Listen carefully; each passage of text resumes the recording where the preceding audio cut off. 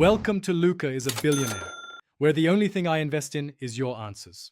You start by enabling the Developer or Macro tab and positioning the file where changes are allowed.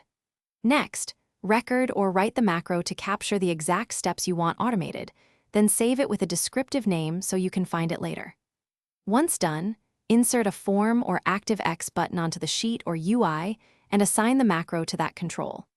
Make sure permissions and trusted locations are set so the macro runs without security prompts. You now refine the macro code to handle variables, add input prompts, and include basic validation so it adapts to different data. Then style the button, set its size, label, and tooltip so users understand its purpose at a glance. Once configured, run the macro with representative sample data and track its actions. Log errors to a hidden sheet or file for diagnosis.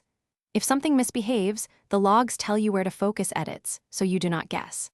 You finish by distributing the workbook or UI with concise usage notes and an example file so recipients can confirm the button works. Make backup copies and protect the macro code or worksheet areas you don't want altered. This preserves behavior across users. Finally, verify deployment by opening the file on a target machine and clicking the button. If it fails, check macro security settings, trusted locations, and whether macros are enabled. That single check. Thanks for watching and please subscribe. It's the best investment you'll ever make.